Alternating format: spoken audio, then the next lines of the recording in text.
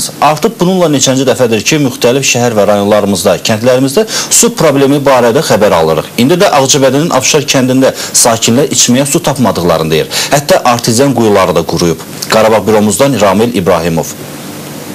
Malımız da susunla yanır, özümüz de susunla yanırıq.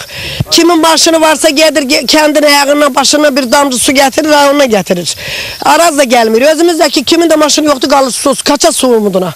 Ağcabədinin Afşar kəndinin bir qrup sakini içməli su gətirmək üçün illərdir 2 kilometr məsafə qət etdiklərini deyirlər. Kənd sakinlərinin sözlərinə görə bir il əvvəl Ağcabədi Su Kanal İdarəsi tərəfindən yaxınlıqda içməli su çıxması üçün artezan quyusu qazılıb. Ancaq keçən il bu zaman bunu istifadəyə verdilər, el onunda dayandı.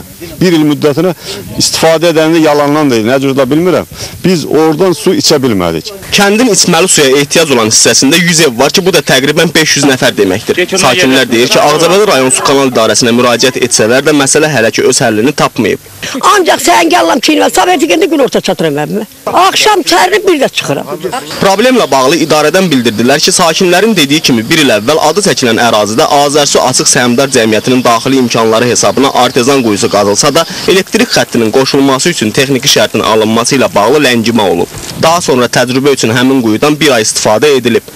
Ağcabədi Su Kanal İdarəsinin rəis müavini İlham Bəşirov onu da bildirdi ki, artıq borular və digər lazım olan avadanlıqlar kəndə gətirilib. Bu aydan etibarən artezan quyusunun əhalinin istifadəsinə verilməsi üçün işlərə başlanacaq. Xəttlər çəkiləcək, magistral xəttlər. Yollarda kranklar qoyulacaqdır.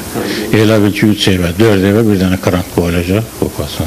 Ağcabədi Su Kanal İdarəsindən onu da bildirdilər ki, bundan əlavə dövlət proqramında Afşar kəndinin içməli su tələbatının ödənilməsi üçün daha 4 artezan quyusunun qazılması da nəzərdə tutulub və artıq layihə təsdiq edilib. Yaxın vaxtlarda həmin artezan quyuları da qazılaraq sayğaclaşma aparılacaq və sakinlərin istifadəsinə veriləcək.